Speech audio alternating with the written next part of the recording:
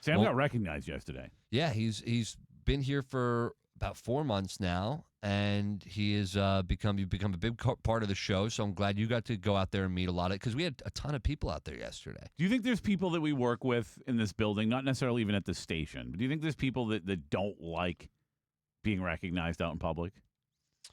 No. All right. No. I think there's definitely people who are like that. Who do you know what I think mean? loves it the most on the station? On this station? Yes. I don't know. It might be me. You I love love people. Absolutely. I love when when I meet people out in public. How do you feel about it, Sam? That's probably new to you. Yeah. He loves it. Absolutely. Do you think he loves it more? Chris, why does he look deer in headlights right now? I went to talk to you guys, and my computer's having issues back here. I didn't want the sound to play out while I was trying to talk, so I froze up a little bit. I like meeting people. It was cool yesterday. I was sitting in the Trop has the walk around kind of thing, concourse, but like the inner concourse. And I was sitting there with my dad and some of his buddies yesterday, and we were fully just having a conversation. And some guy walks by and was like, "You're Sam Cohen." And I was like, "Hey, how you doing? Like, very nice to meet you." And then my dad and his buddies are like, "Who's that guy?" I was like, "I have zero idea. I've never seen that guy in my life." Next time somebody just says, "Hey, you're Sam Cohen," go, "I am?" I told my dad I want to start being like, to people that are like, "Are you Sam Cohen?" I want to be like, "Am I?" No, you go, "I'm Samuel L. Cohen." That's who I am. Get Coach it right. Harline knows who I am now. Yeah, you should just tell Michigan jokes to everyone you meet. So, speaking of Michigan, one shining moment for Michigan. 69-63, getting it done over UConn, handing UConn its first ever loss in a championship game. They were 6-0 heading into this Pretty game. wild. Yeah, really incredible. And Michigan getting it done for the first time since 1989. And just an awesome night for Michigan Wolverines fans across the country, as they were the most dominant team in the country for the majority of the season. Yeah, and last night, you kind of mentioned this to me earlier, like how you felt watching the game. You wouldn't say they dominated that game, but also they controlled the pace of play a lot, and they were able to be in control of most of that game. It never felt very much like they would lose that game, but they never had a giant lead. I personally felt like, and I texted Nick at the half, that I thought in the second half UConn's foul trouble would really hurt them and that Michigan would pull away. They really didn't. My thing was Michigan was just going to have to overcome their shooting woes. They missed their first 10 three-point attempts. You just had to think they were going to turn that around. Yeah. And for me, it felt like because of that, they were never going to lose that game. That's why it was so frustrating, because, and I texted Nick about this at the half too, because it was a 4-point lead at the half, and I said if they were just 2 for 8, they were 0 for, you mentioned 0 for 10, 0 for 8 in the first half. I said if they're just 2 for 8 in the first half from downtown, it's a 10-point basketball game. And that's where their defense helped out, because in UConn's poor shooting, because they couldn't shoot as well either. They just poor shooting all along. But I felt like the Michigan issue was more poor shooting, and the UConn issue was more the Michigan defense. Because if you watched, UConn almost never got a shot up before there was 10 seconds or less on the shot clock.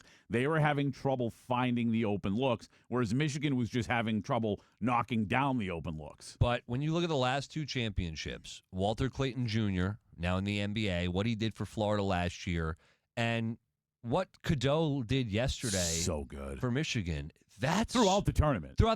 Yes. But in those moments, in a game like that, in the championship game, the last 2 years, and then Final Four, when you look at the guy who has really been the difference maker, you got to have a really good point guard who has veteran qualities, has been there, has been around at least, maybe not to that as far as they went, but has been around. We talked coming into the tournament about the importance of guard play. Every single March, you don't really get deep into this tournament without great guard play, and especially the facilitators, the guys that get the ball down the court and find a way to get their teammates involved. And Cadeau did that so often. I thought in the semifinal game, especially, I was mentioning to you the other day, one of the passes he threw just kind of like off the hip underneath.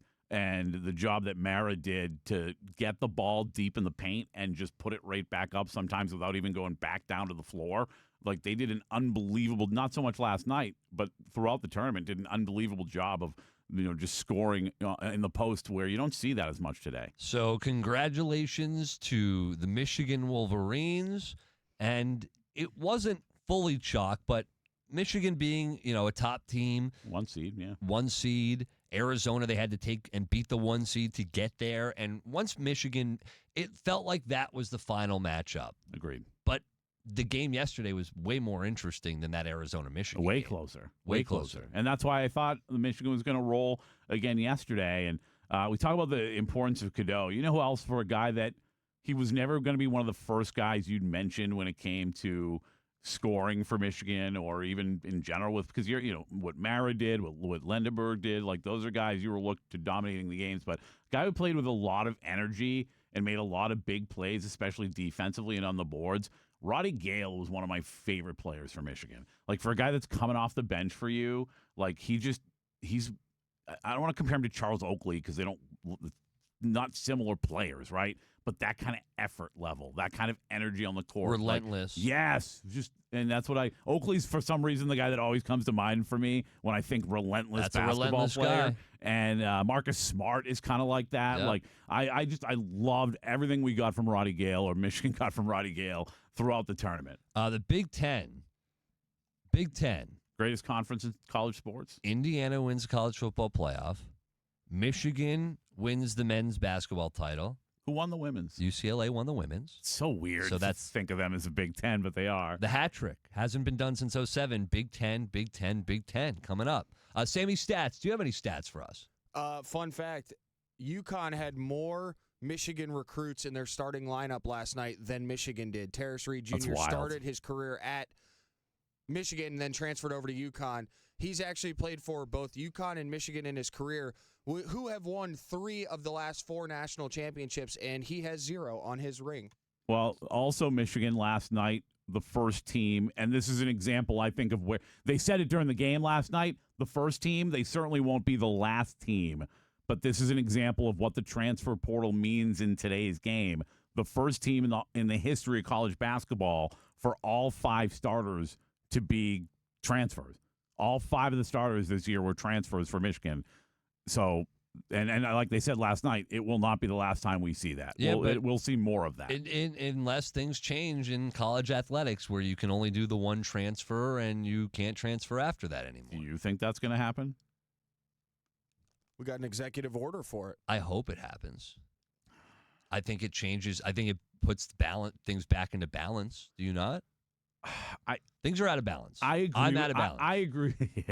It's all about Aaron's betting, damn it. No, I'm just saying me in general. By the way, confirmed hernia yesterday.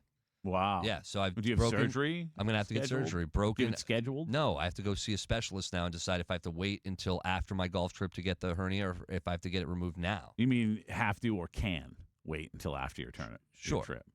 I mean, because that's Yeah. you don't. So I'm out of balance. Well, yeah, you've got 2 finger injuries.